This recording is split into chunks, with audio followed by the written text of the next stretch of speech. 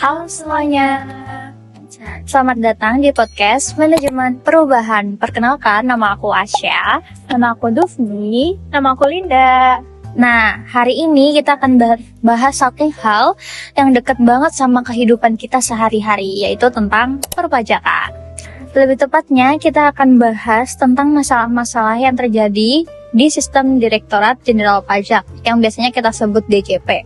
Dan bagaimana sih pemerintah mencoba mengatasi lewat perubahan, yaitu dengan pengalihan sistem Cortex. Dan seperti biasa, aku nggak sendirian teman-teman. Di sini ada Kak Dufi, ada Kak Linda. Halo. Nah, langsung aja teman-teman kita bahas ke topik kita. Hai semuanya. Nah, topik hari ini tuh menarik banget ya. Apalagi sebagai warga Indonesia yang pasti setiap tahun kita tuh wajib lapor SPT.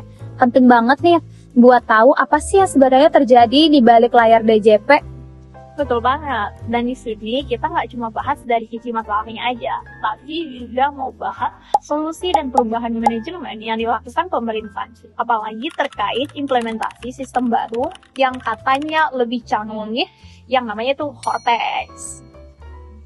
Nah, oke, sebelum kita masuk ke dasarnya nih teman-teman dan ke masalah dan solusinya ya, boleh nggak sih Kak Dufi jelasin apa sih DJP ini gitu?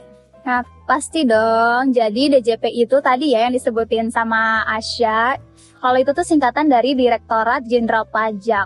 Ini adalah bagian dari Kementerian Keuangan yang bertugas mengelola penerimaan negara dari sektor pajak. Mereka punya peran penting banget nih dalam pembiayaan pembangunan negara kita. Karena sebagian besar pendapatan negara itu didapat dari pajak. Makanya kita tuh wajib bayar pajak karena pendapatan terbesar didapat dari sana. Dan DJP ini juga punya banyak layanan nih, seperti pendaftaran dan pengelolaan NPWP, kemudian pelaporan SPT tahunan, pembayaran pajak lewat e-filing, laporan e-faktur untuk PPN atau pajak pertambahan nilai, lalu layanan investasi, sampai ke layanan pengaduan wajib pajak. Semuanya sekarang udah makin digital ya lewat DJP online. Tapi ya balik lagi ya, di balik digitalisasi itu ternyata muncul juga nih masalah dan tantangan yang dihadapin. Nah, ini dia bagian menariknya teman-teman. Di balik niat baik digitalisasi, ternyata banyak keluhan dari masyarakat, bahkan sempat viral di sosial media. Yap, salah satunya itu yang sering dikeluhkan itu adalah soal sistem yang lambat. Banyak wajib pajak kesulitan login pada saat mau lapor SPT tahunan. Bahkan pada tahun 2023 lalu nih, beberapa influencer sempat curhat nih di Twitter karena nggak bisa login situs pajak.go.id pada saat tenggat pelaporan. Nah, aku juga sempat baca nih ya di kompas.com, banyak juga pengguna yang bilang sistem kita itu error terus, bahkan data NPWP mereka nggak sinkron. Ada juga laporan bahwa proses validasi e-faktur sering gagal. Dan itu ganggu banget nih buat pelaku usaha yang harus ngelaporin PPN. Masalah lainnya juga tuh ada sistem lama DJP-nya nggak terintegrasi. Jadi banyak data yang tumpang tindih dan nggak akurat. Bahkan ada prosesnya yang masih manual. Terus pendaftaran NPWP-nya juga di kantor pajak. Ini kan kontradiktif banget nih, sementara katanya kan digitalisasi. Oke, teman-teman. Sebelumnya nih teman-teman, kita bertiga ini adalah relawan pajak. Nah, pengalaman aku sebagai relawan pajak, aku pernah ngalamin wajib pajak ini, dia itu kurang bayar, lebih bayar gitu. Nah, oke. Selanjutnya apa nih Kak Duf?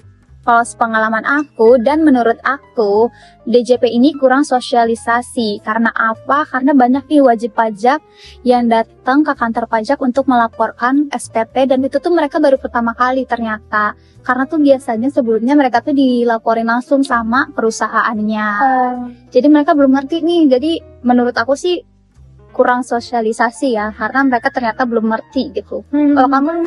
Nah, pengalaman aku juga nih pada saat melayani wajib pajak, sistem DJP itu error. Jadi pada saat menerima kode konfirmasi itu lewat email kan ya, itu lama banget sampai berjam-jam, sampai antri itu lama banget. Jadi sampai tertunda karena sistem DJP-nya itu error gitu. Oke, untuk menjawab masalah itu semua teman-teman, pemerintah akhirnya meluncurkan sistem terbaru yang bernama Cortex. Kak Dovi bisa nggak sih jelasin tentang Cortex ini?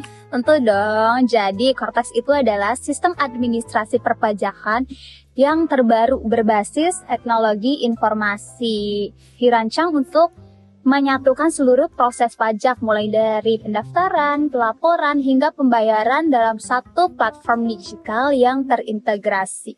Betul, dan tujuan utamanya adalah supaya lebih efisien, transparan, terus minim error. Menurut Kompas.id, sistem ini juga diharapkan bisa mengatasi akurasi data dan meningkatkan kepatuhan wajib pajak. DJP nggak tanggung-tanggung, pemerintah juga mengucurkan dana yang besar atas rinciannya untuk realisasi belanja Cortex ini, yaitu pada tahun 2021 223,83 miliar, lalu sebesar 407,36 miliar pada tahun 2022, dilanjut 34,35 miliar pada tahun 2023.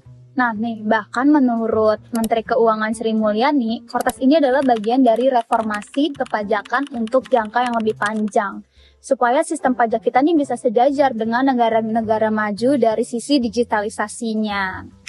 Nah, meskipun sempat ada gangguan teman-teman di masa awal transisi, tapi kalau kita lihat tren nih dari jangka panjangnya, banyak banget pelaku usaha yang mulai merasakan manfaatnya teman-teman. Seperti kata Ketua Apindo, Bu Sinta Kamdani, sistem ini bikin pelaporan jadi lebih ringkas dan rapi. Nah, oke, jadi bisa kita simpulkan ya teman-teman, kalau pengalian dari sistem DJP lama ke Cortex adalah bagian dari manajemen perubahan yang sedang dilakukan pemerintah di bidang perpajakan.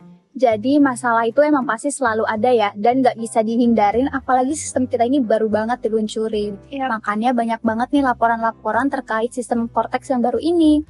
Tapi dengan perbaikan terus-menerus yang dilakukan oleh DJP dan komunikasi yang baik, transisi ini bisa jadi awal yang baru dari sistem pajak yang jauh lebih modern. Dan semoga juga kita sebagai warga juga bisa makin paham nih dan siap menghadapi perubahan. Karena ini demi kepentingan bersama juga. Oke, terima kasih untuk Kak Dufi, Kak Linda, dan teman-teman semua yang sebagai pendengar kita. Semoga diskusi yang insightful ini bisa membuat kita memahami DJP yang baru. Oke teman-teman, sampai jumpa.